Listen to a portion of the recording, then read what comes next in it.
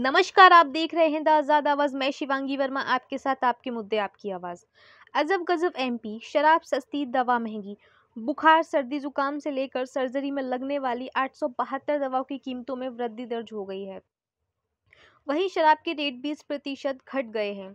दरअसल शुक्रवार से नए वित्तीय वर्ष की शुरुआत हो गई है। National pharmaceutical pricing authority of India ने दवाओं के दामों में 10.7% की बढ़ोतरी की है। इससे सामान्य बीमारियों के इलाज में उपयोग की जाने वाली ज़रूरी 872 प्रकार की दवाओं की कीमतें बढ़ गई हैं। इससे गरीब मरीजों को जहां इलाज के लिए आर्थिक तंगी का सामना करना पड़ेगा, वहीं शराब के रेट 20% तक कम होने के बाद जाम छलकाने वालों को राहत दी गई है। इन दवाओं की कीमतें बढ़ी। दवा व्यवसायियों का कहना है कि नई कीमतें लागू होने के बाद 1 अप्रैल से बुखार, इन्फेक्शन, हृदय रोग, हाई ब्लड प्रेशर, त्वचा रोग और एनीमिया के इलाज में इस्तेमाल होने वाली दवाएं महंगी हो जाएंगी। इसके अलावा paracetamol, phenobarbitone, phenytoin, sodium azithromycin, ciprofloxacin, hydrochloride और मेट्रोनिडाजोल जैसी दवाओं की कीमतें भी बढ़ जाएंगी। इसेंशियल लिस्ट की दवाई भी होंगी महंगी।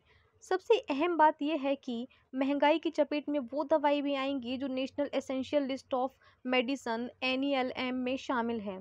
इस लिस्ट में एंटीबायोटिक्स, एंटी इंफ्लेमेटरी ड्रग्स, कान नाक और गले की दवाएं, antiseptics, pain killer, gastrointestinal medicine और एंटी फंगल दवाएं भी शामिल हैं। बताया जा रहा है कि इनकी कीमतें भी काफ़ी बढ़ोतरी हो सकती है। इस आधार पर बढ़ती है कीमतें। ड्रग प्राइस कंट्रोल ऑर्डर 2013 के क्लॉज 16 एनपीपीए को प्रत्येक वर्ष के 1 अप्रैल को या उससे पहले पूर्ववर्ती कैलेंडर वर्ष के लिए annual wholesale price index (WPI) के अनुसार अनुसूचित फॉर्मूलेशन की अधिकतम कीमत को संशोधित करने की अनुमति देता है। इसी आधार पर हर साल 1 अप्रैल से नई कीमतें लागू होती हैं। शराब के रेट क्यों घटे? मध्य प्रदेश की नई आबकारी नीति के मुताबिक भारत में बनी विदेशी शराब की कीमतों में 20% तक की कमी की गई है। विदेशी शराब पर एक्साइज ड्यूटी के 3% की कमी की गई है। राज्य के उगाए गए अंगूर से बनी शराब पर कोई एक्साइज ड्यूटी नहीं लगेगी। बीते दिनों सीएम शिवराज सिंह चौहान की अध्यक्षता में हुए बैठक में सरकार ने नई आबकारी नीति 2022-23 और हेरिटेज शराब नीति 2022 में प्रदेश में शराब की दुकानों की संख्या न बढ़ाने का निर्णय लिया था। अगले वित्तीय वर्ष 2022-23 से नए बार लाइसेंस को कलेक्टर द्वारा सरकार की ओर से निर्धारित मानदंडों के अनुसार मंजूरी दी जाएगी। नई आबकारी नीति के मुताबिक शराब की फुटकर बिक्री दरों से लगभग 20% की कमी होगी। विदेशी शराब पर एक्साइज ड्यूटी 13% से घटकर 10% कर दी गई है।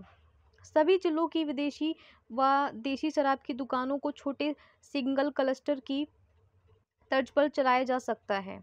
इस मुद्दे पर सुनिए वरिष्ठ पत्रकार व जनप्रतिनिधियों से हुई बातचीत का अंश। नमस्ते भाई साहब। हाँ नमस्कार भैया। भैया, मध्य प्रदेश सरकार ने एक अजीब निर्णय लिया है, अजब गजब एमपी। शराब के दाम में वृद्धि की है, कमी की है और दवाइयों के दाम में वृद्धि की है। इस निर्णय को आप किस प्रकार देखते हैं? अब देखिए,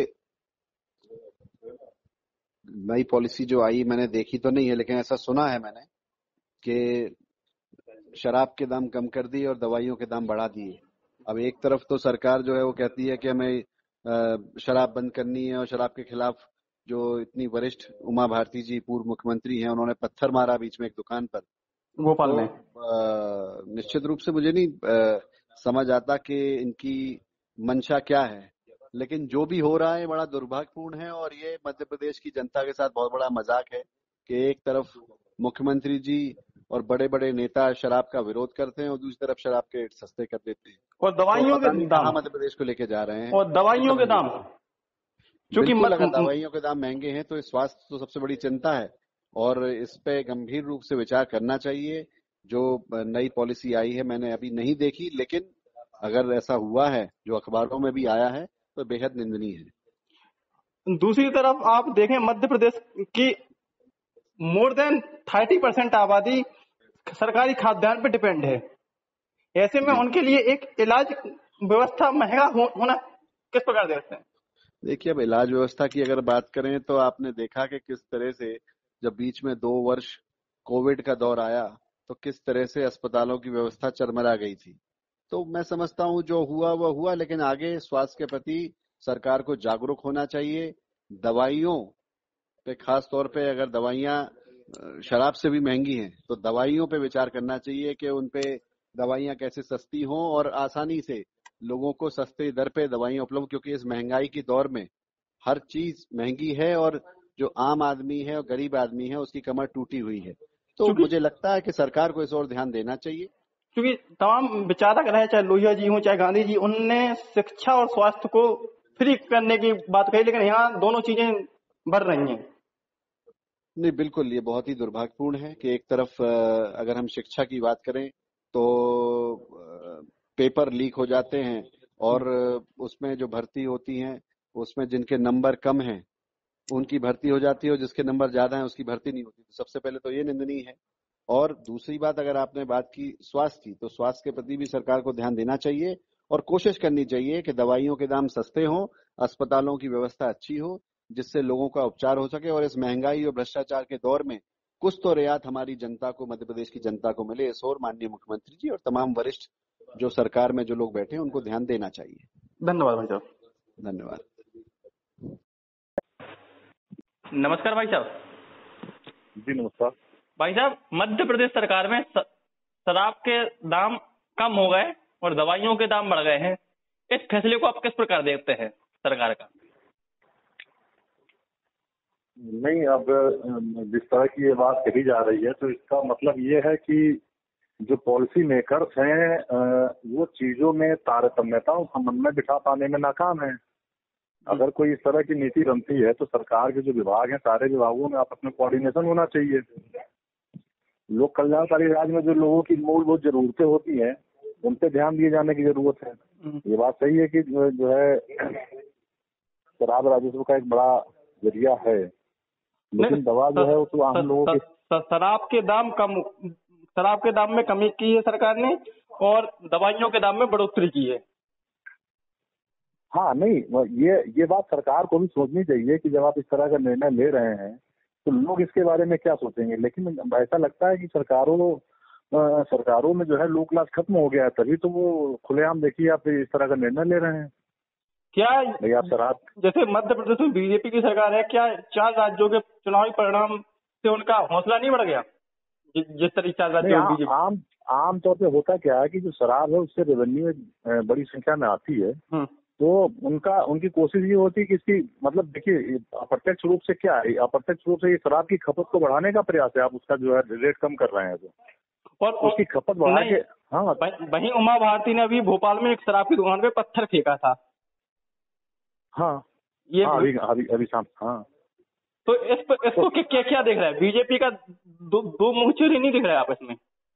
नहीं, इसमें देखिए ये एकदम साफ बात है कि जो है सामाजिक और राजनीतिक तौर पे तो आप ये संकेत दे रहे हैं कि शराब पीना बुरी बात है, लेकिन प्रशासनिक जो आपका निर्णय है उसमें आप शराब का रेट कम कर रहे हैं, शराब पे टैक्स कम कर रहे हैं, तो सीधे सीधे क्या है, आप लोगों को प्रोत्साहित कर रहे हैं।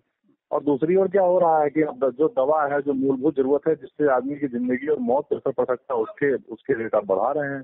तो सरकार, जो पॉलिसी मेकर्स है, हमें लगता है ये पॉलिसी मेकिंग करने वाले लोग लापरवाह हैं।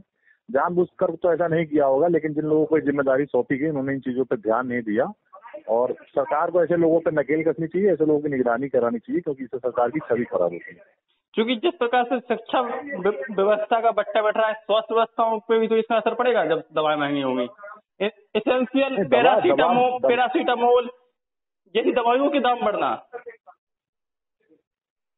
नहीं, मध्य प्रदेश जिस तरह से आर्थिक रूप से एक कमजोर राज्य है, ठीक है कि बीमारू राज्यों की श्रेणी में लंबे समय तक संघर्ष किया, अब स्थितियां ठीक हो रही हैं, लेकिन अभी भी मध्य प्रदेश की एक बड़ी आबादी जो है उसकी आर्थिक स्थिति कमजोर है। बहुत सारे लोग अभी जो सरकारी खाद्यान्न है उस पर निर्भर हैं, लोगों का जो है प्रति व्यक्ति आय कम है।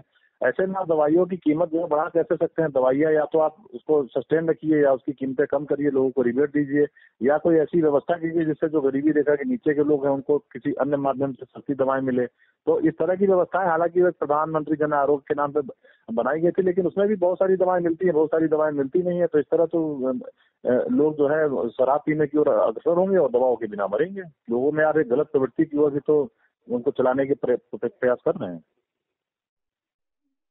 धन्यवाद भाई साहब।